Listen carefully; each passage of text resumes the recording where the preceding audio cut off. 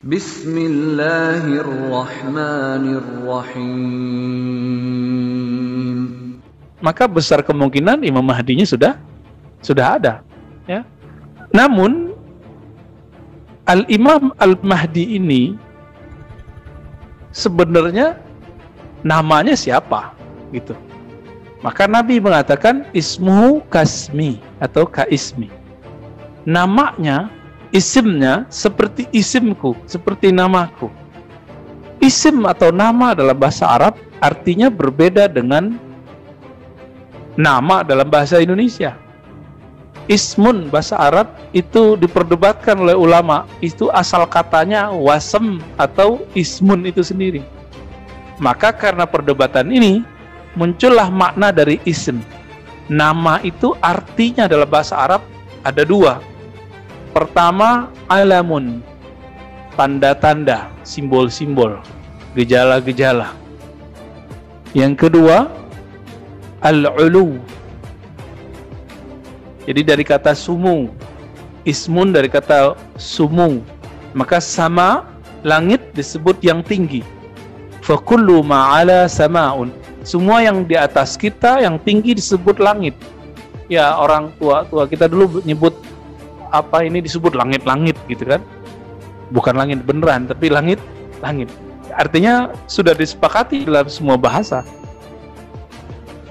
Jadi kalau digabung, apa arti ismuhu ka ismi? Isimnya, nama kemuliaannya, keluhurannya, ketinggiannya, dan tanda-tandanya seperti tanda-tandaku dan seperti ketinggianku. Kalau kita kembali ke Quran, yarfa'illahu allazina amanu minkum wallazina utul ilma darajat. Allah itu mengangkat orang beriman dan berilmu. Berarti si Imam Al-Mahdi ini mesti dia imannya di atas rata-rata, ilmunya juga berbeda. Saya dulu bingung ya, Imam Mahdi ini kan banyak yang ngaku, Pak. Tapi ketika kita membaca satu kitab judulnya Khatmul Aulia, karya Imam Al-Hakim At-Tirmizi, imam ahli hadis di masa salafus saleh, tapi serius berbicara wali. Baik wali di zamannya, wali di zaman Rasulullah, sampai wali di akhir zaman. Apa kata beliau? Yang dimaksud dia punya tanda-tanda dan punya ilmu yang tinggi. Bedanya dengan kita, kalau ulama biasa sibuk berbicara tentang masa depan, sorga, neraka, itu ulama biasa. Tapi kalau Al-Mahdi atau Khatmul Aulia, penutup para wali di akhir zaman, bersama dengan Nabi Isa nanti, ciri-cirinya ilmul awwalin. Dia mengetahui ilmu asal muasal alam semesta. Jadi dia ngerti ilmu nasab rohani. Kan di dunia ini ada yang pakar nasab jasmani, Pak. Jadi kalau kita ketemu dia tahu kita binnya siapa. Itu nggak banyak, paling 1-2 orang di dunia ini. Tapi untuk nasab saya ini, dulu di alam ruh, itu siapa? Dia tahu, Pak. Dia dikasih ilmu itu. Itu penjelasan Imam Al-Hakim At-Tirmizi. Dulu, kita ketika mengatakan, ya Allah, kami menyaksikan engkau. Ketika Allah bertanya, bukankah aku Rabb kalian? Tuhan pencipta kalian? Lalu kita semua mengatakan, syahidna. Tentu ya Allah kami menyaksikanmu. Dia tahu persis siapa saja itu. Itu yang disebut Al-Mahdi. Ya. Jadi setelah kita gabungkan riwayat hadis ini dengan riwayat imam ahli hadis yang mengerti ilmu kewalian, itulah maknanya. Bukan berarti dia tahu gaib, tidak. Tapi dia diberitahu. Dalilnya tadi surat Al-Mujadalah ayat 11. Walladzina utul ilma, dan orang-orang yang diberikan ilmu. Jadi ilmu itu diberi, Pak. Kita kan merasa kita yang pinter. Saya merasa saya pinter misalnya. Padahal pinter itu diberi oleh Allah. Kalau kita sadar bahwa pintar ini anugerah, mungkin nggak saya sombong? Mungkin nggak kita sombong? Nggak mungkin. Maka sebagaimana Nabi adalah orang yang paling tawadhu di masa hidupnya, Al-Mahdi itu juga orang yang paling merasa hina di hadapan Allah. Subhanahu wa ta'ala. Kita nggak ketemu Pak sekarang ya. Kalau ketemu ya susah kali antum ketemunya. Jadi ketika Nabi mengatakan isimnya, namanya seperti namaku, nama ayahnya seperti nama ayahku. Kalau diterjemahkan versi tadi apa? Tanda-tandanya, ya, ketinggian ilmunya, kehebatan rohaninya seperti aku, dan ayahnya seperti ayahku. Jadi nggak mesti itu nama fisik. Dan ini juga sudah disinggung oleh salah satu ulama di Palestina, bahwa nama Al-Mahdi nggak mesti Muhammad gitu. Kenapa? Karena semua kita itu sudah bernama Muhammad Pak secara fisik. Ini bukan cocok logi, tapi coba tanya ulama-ulama yang ahli rohani. Mereka mengatakan bahwa kalau kita di dalam perut ibu kita, itu dilihat Pak, kepala, badan semua itu tulisannya kayak mim ha mim dal. Maka waktu saya ketemu salah satu guru kita ya, dalam ahli zikir, beliau ahli hadis juga, ahli fikih, salah satu mufti di Abu Dhabi, orang Yaman, Maulana Syekh Dr. Muhammad Abdurrab An-Nazari Asy-Syadzili Al-Alawi ya. Beliau mursyid saya dalam thariqah Syadziliyah. Apa kata beliau? Jadi kami datang ke sana, ke tempat beliau, itu yang nyambung cuma berapa orang Pak. Akhirnya ketika saya ngobrol tentang ilmu ini dengan beliau, yang lain pada kabur. Saya lihat bahwa nggak ada orang lagi. Kita aja berdua, udah asik, tahu-tahu udah 2 jam, 3 jam, 4 jam. Salah satu kata beliau, alam ini Allah ciptakan karena Muhammad sallallahu alaihi wasallam. Dalilnya apa? Hadis Imam Al-Hakim ya. Laulahu ya Adam ma khalaqtuka. Kalau bukan karena Muhammad ay Adam, aku tidak ciptakan engkau. Maka fisiknya Nabi Adam dan alam semesta itu selalu ada pencirian nama Nabi Muhammad di situ. Selalu ada Pak. Maka nanti ketika orang masuk neraka, itu tubuhnya pasti dirubah beberapa bentuk. Mungkin wajahnya dirubah jadi binatang gitu, supaya tidak menjadi mim ha mim dal. Jadi beliau mengatakan kepada saya, kalau engkau memandang semua makhluk, maka di situ sebenarnya ada nur pencirian Nabi Muhammad di sana, karena mereka tercipta, Allah ciptakan karena Nabi Muhammad sallallahu alaihi wasallam. Dan Nabi disebut dalam Al-Quran rahmatan lil alamin, kasih sayang, rahmat bagi alam semesta, pohon, batu, bangunan, semuanya tubuh kita itu adalah alam semesta. Maka tubuh ini sudah dapat pancaran dari rahmatnya Allah Subhanahu wa ta'ala. Maka haknya tubuh itu sujud. Coba kita lagi sujud, mirip orang lagi di dalam janin nggak? Di dalam perut nggak? Sangat mirip sekali. Sangat mirip sekali. Orang kalau sakit-sakit badannya suruh sujud aja Pak, nanti badannya enakan lagi tuh. Ya, pegel-pegel nih punggung, suruh sujud. Kenapa? Itu kembali ke fitrahnya. Kira-kira seperti itu. Jadi Bapak yang suka sakit punggung tuh tinggal buat akselerasi aja sujudnya tuh ya, mau dipanjangin dikit, mau dilebarin dikit. Ya. Seandainya dunia ini sisa cuma beberapa hari, pasti Allah kirim Al-Mahdi. Nah, apa dalilnya? Disebutkan dalam hadis Imam Tirmizi, "Lau lam yabqa minad dunya illa yaumun." Qala zaidah fi hadisihi la tawwalallahu dhalika al-yawm hatta yab'atsa fihim rajulan min ummati aw min ahli baiti. Seandainya tidak tersisa lagi sebelum kiamat kecuali satu hari doang nih, pasti Allah kirim, Allah bangkitkan seorang yang bernama Al-Mahdi. Pasti. Lalu Allah panjangkan hari itu. Jika Dajjal 40 hari, 1 hari sama dengan 1 tahun. Di hadis Imam Ahmad itu kan dikatakan hari pertama sama seperti 1 tahun, hari kedua seperti 1 bulan, hari ketiga seperti 1 minggu, hari keempat seperti 1 hari, lalu hari berikutnya sama seperti hari-hari yang lain. Namun kalau kita masuk pada hari itu sama kayak 40 tahun rasanya. Kok bisa? Bapak saudara masih ingat waktu kecil dulu, waktu belum ada alat-alat, belum ada perangkat-perangkat seperti sekarang, belum ada mobil seperti sekarang, itu kayak hidup tuh lama, benar nggak? Hidup terasa lama. Maka nanti apabila alam semesta ini sudah dieksploitasi sehancur-hancurnya, kita nggak tahu apakah 5 tahun lagi, 10 tahun lagi, 15 tahun lagi, kita nggak tahu, Pak. Ini kan Saudi sudah mulai kehabisan tambang minyaknya, benar nggak? Sudah mulai kehabisan. Indonesia juga sudah mulai habis.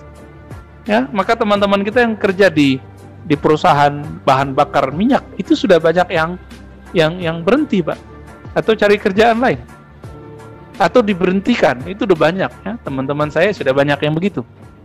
Ini sudah pertanda bahwa eksploitasi bumi hampir berakhir.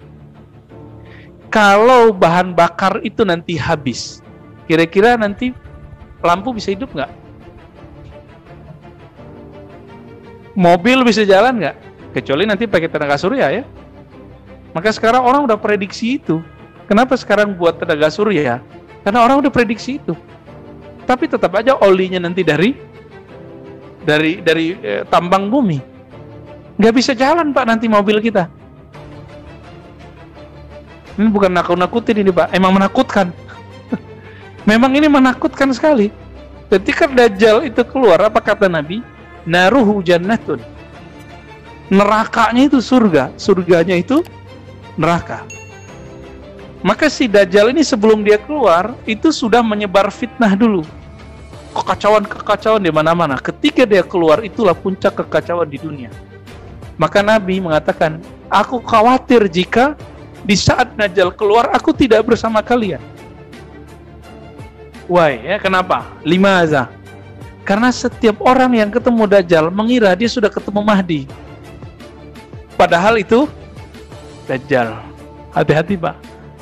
Semoga berkat kajian ini Allah kasih nur dalam hati kita untuk mengenal itu dengan baik nanti. Kalau enggak, minta meninggal aja, Pak, sebelum itu.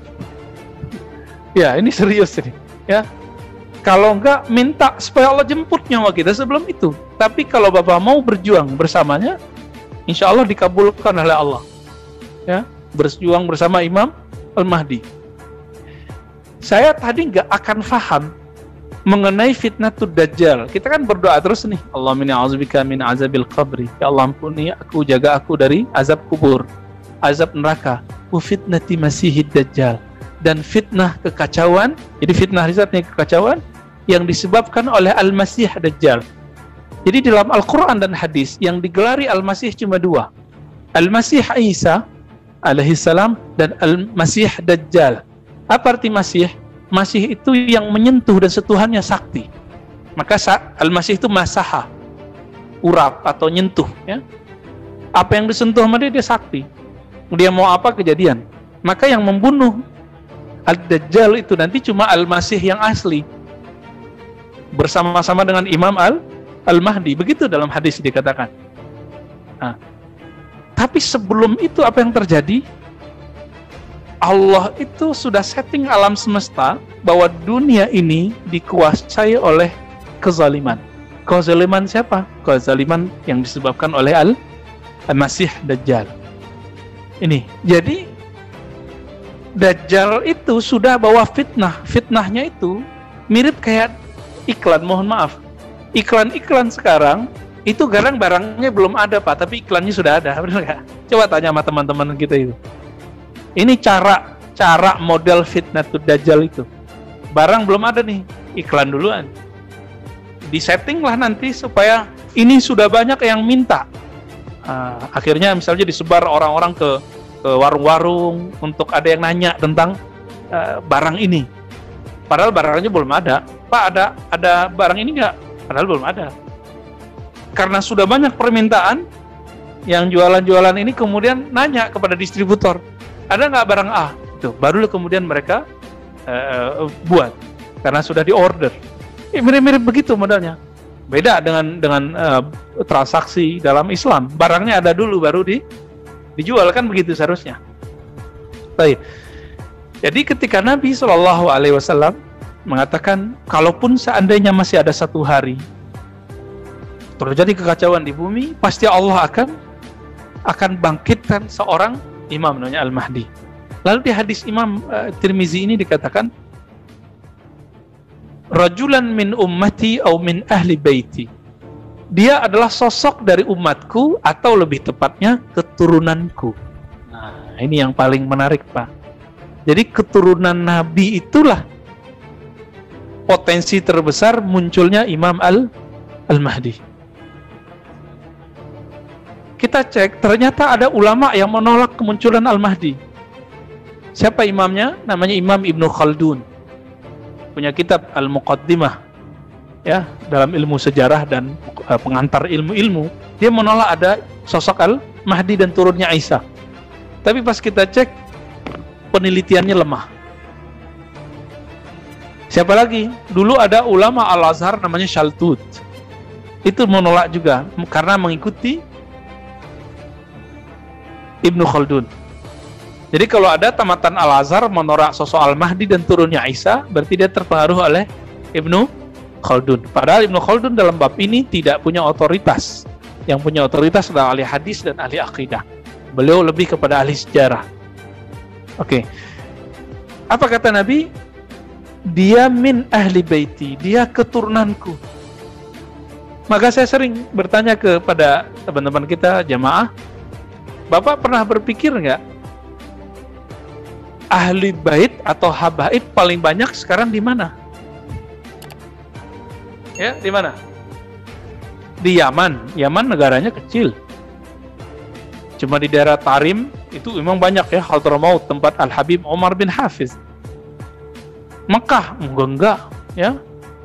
Teman saya ada yang namanya Alwi, orang Yaman keturunan tapi lahirnya sudah di Palu. Tahu Palu, Pak ya? Sulawesi. Nama teman saya ini Alwi. Mereka benci sama nama Alwi. Alwi itu dianggap menyamai nama Allah.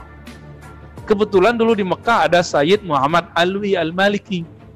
Mereka nggak suka dengan sosok ini, karena mereka kontrak terus dengan sosok ini. Sayyid Muhammad Alwi Al-Maliki, beliau, ayahnya, kakeknya, terus sampai buyutnya itu adalah pengajar di Masjidil Haram. Tahun 80-an terjadi konflik, Pak, nggak boleh lagi ngajar.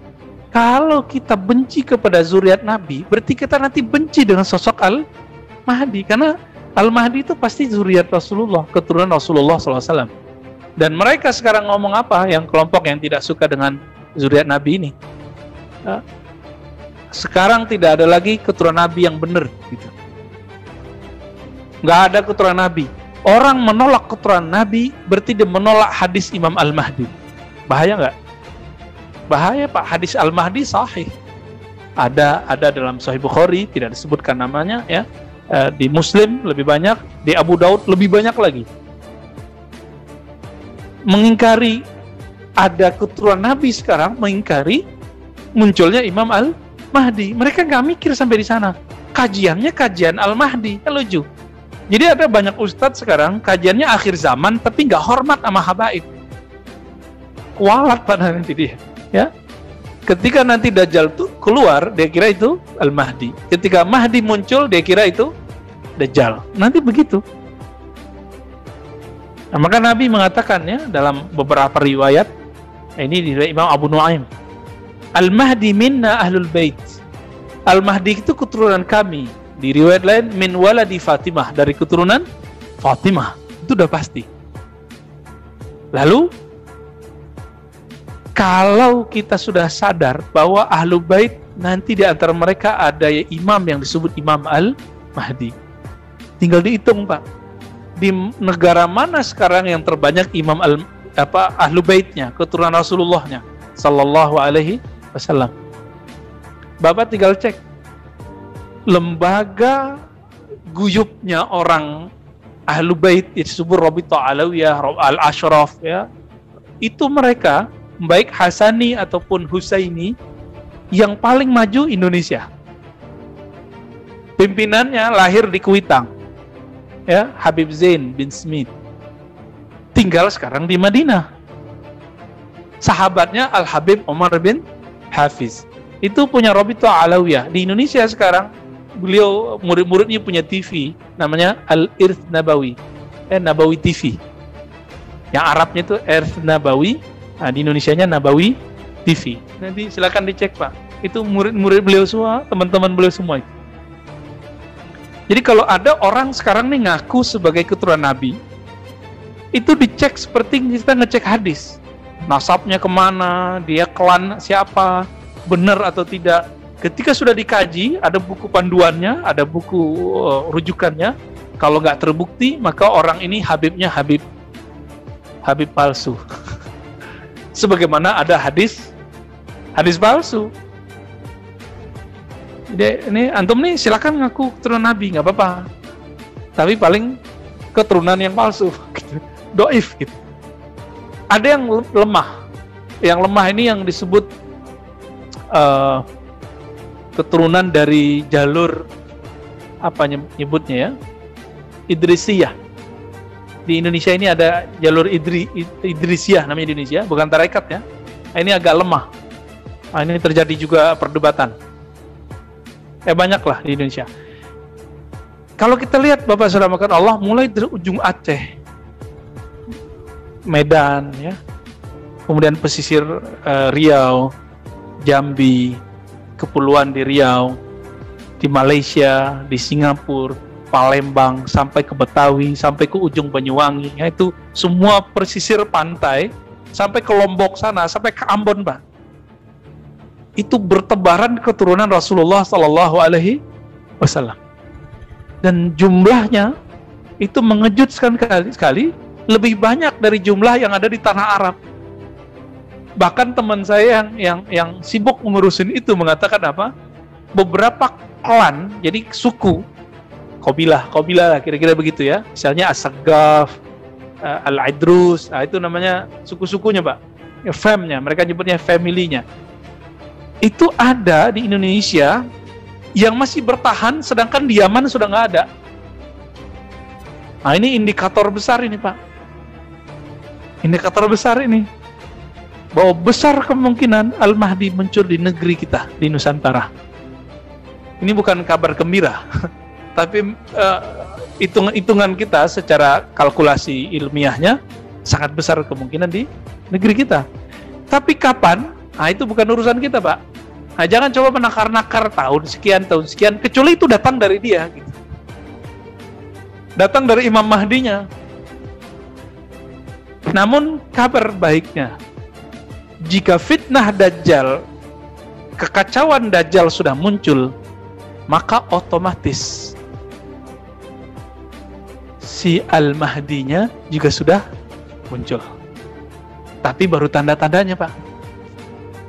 Sebagaimana Ad-Dajjal sudah diikuti orang, disembah orang, maka Imam Al-Mahdinya juga sudah mungkin memiliki murid sekarang. Kira-kira begitu, Pak. Tapi kalau mengikuti kitab Awariful Ma'arif, orang yang punya ilmu mengenal Allah, ma'rifatullah, itu kan ada dua jenis.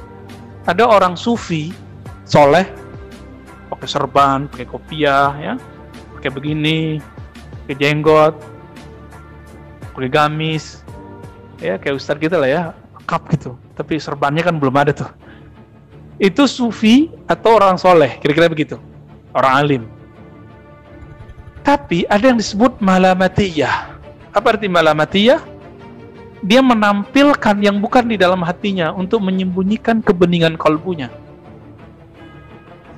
Jadi hati-hati, Pak. Jangan-jangan sang Imam Al-Mahdinya sudah ada, cuma dia penampilannya sama kayak orang-orang biasa, kita nggak tahu, gitu.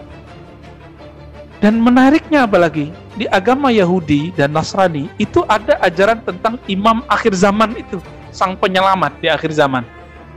Orang-orang Yahudi punya istilahnya, mereka nyebutnya Tazor atau apa ya, kita cek di buku-buku mereka yang online, ya, kan banyak tuh PDF mereka, jurnal-jurnalnya. Mereka punya juga istilahnya, imam penyelamat di akhir zaman, yang nanti akan mengembalikan kejayaan Nabi Sulaiman di Yerusalem. Makanya sekarang mereka sudah siap-siap kembali ke Palestina sana, ke Yerusalem, untuk menguasai kembali. Tapi nggak usah khawatir, Pak. Salah satu misi dari Al-Mahdi itu nanti menguasai Al-Quds, menaklukkan kembali Al-Quds dan dikembalikan ke umat Islam. Baik. Apa dasar saya mengatakan jangan-jangan Imam Al-Mahdinya itu malamatiyah, menampilkan hal-hal yang biasa sehingga orang tidak mengira dia punya ilmu itu, padahal di dalamnya dia sangat mengenal Allah Subhanahu wa Ta'ala. Ini contoh, di antara bapak ini kan ada yang kuliahnya unik-unik, ada yang mampu berbahasa yang kita nggak mampu, ada yang punya skill yang kami tidak mengerti skill itu. Kelihatan nggak dari jidatnya? Nggak ya? Kalau bapak nggak berpenampilan dosen di kampus, kita nggak ngerti kalau bapak ini seorang dosen. Bapak ini seorang direktur, GM. Kalau nggak ada kartu pengenal, kita kan nggak ngerti. Baju semua orang sama, kira-kira mirip begitulah, Pak. Ya, mirip-mirip begitulah. Dia pakaiannya sama kayak kita, tapi rohaninya kualitasnya berbeda. Apa dalilnya? Dalam banyak hadis, salah satunya riwayat ini dikatakan, yuslihuhullahu ta'ala fi lailah. Allah nanti akan islah dia. Islah artinya apa? Allah bersihkan dia, Allah perbaiki zahirnya supaya sesuai dengan batinnya dalam semalam. Au qala fi yaumain. Di riwayat Imam Abu Nuaim dikatakan atau 2 hari. 2 hari itu artinya 2 kali. Saya mau tanya. Ini mengikuti tadi. Nabi mengatakan tanda-tandanya seperti tandaku, namanya seperti namaku, ilmunya seperti ilmuku. Nabi berapa kali dibersihkan dadanya oleh malaikat Jibril? Masih ingat? Rasulullah ketika mulai kanak-kanak, ya kira-kira umur 6-7 tahun, itu dibeleh pada dadanya, dibersihkan oleh Jibril. Saudara sesusuannya, anak dari Halimah Sa'diyah, melihat itu, dikira saudaranya bernama Muhammad bin Abdullah itu akan dibunuh oleh orang putih berpakaian putih ketika membelah dadanya. Lari dari mengejar ayahnya dan ibunya, wahai ibu, ada orang mau membunuh saudaraku Muhammad. Datanglah, ya, mengejar ini ayahnya, ayah susunya dan ibu susunya. Pas datang Nabi Muhammad duduk-duduk lagi main pasir kira-kira gitu ya. Bengong anaknya. Tapi Halimah Sa'diyah sudah mengumpulkan keanehan-keanehan Nabi semenjak beliau diambil, dibawa ke atas onta, padahal ontanya itu kecil ya, tapi kok menjadi lebih cepat dan lebih seger. Dia sudah catat semua itu dalam pikirannya. Ini bukan orang biasa. Ini bukan orang biasa. Ternyata dulu Halimah Sa'diyah pernah mendengar juga kalam-kalam dari Aminah, bahwa Aminah mengatakan satu ba'atsu rasulan, Muhammad, kamu akan dibangkitkan menjadi seorang rasul. Itu sebabnya bagi ahlus sunnah mayoritas ibundanya Nabi bukan musyrik. Nggak musyrikah, Pak? Nggak musyrik. Ayahnya Nabi tidak musyrik. Ini mayoritas ahlus sunnah. Ya, hanya ekstremis yang mengatakan orang tua Nabi masuk neraka atau musyrik. Oke. Jadi kalau Nabi dibersihkan di waktu kecil, lalu terakhir sebelum Mi'raj, benar nggak? Coba dihitung, Pak. Sebelum Mi'raj itu berapa tahun Nabi lamanya? Dari umur 7 kira-kira sampai 3 tahun sebelum beliau berhijrah ke Madinah. Nabi hijrah ke Madinah itu sudah 50-an tahun umurnya. Kira-kira ya, 50 sekian lah. Karena Khadijah sudah wafat. Khadijah sudah wafat, ya. Pamannya Abu Thalib sudah wafat. Diperkirakan oleh ahli sejarah 3 tahun sebelum Nabi hijrah. Kira-kira nih, ya. Ada yang mengatakan 2 tahun, tergantung nih riwayat mana yang dia pakai. Maka kalau kita ngikutin ritme ini, Pak, Al-Mahdi itu juga akan dibersihkan oleh Allah sebanyak 2 kali. Pertama waktu kecilnya, kira-kira umur 6 atau 7 tahun. Yang kedua, sebelum beliau mendeklarasikan atau hijrah dirinya sebagai Al-Mahdi di depan umat. Kira-kira begitu. Kira-kira berapa tahun? 2 atau 3 tahun. Ini perkiraan Bapak ya. Maka kalau dihitung, berarti 3 tahun setelah itu terjadi perperangan antara beliau dengan Dajjal. Tapi kapan tahunnya? Wallahu a'lam. Kita nggak tahu nih kapan tahunnya. Cuma melihat pandemi sudah begini, sudah meliputi dunia dan seisinya. Ini yang saya sebut dengan dalam hadis Nabi, muliat jauran.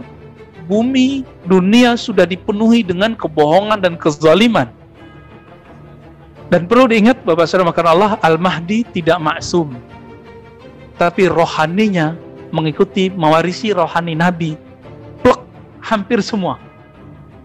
Hampir semua. Bedanya, Nabi Muhammad SAW punya hak membawa syariat baru, kalau beliau tidak. Gitu aja bedanya.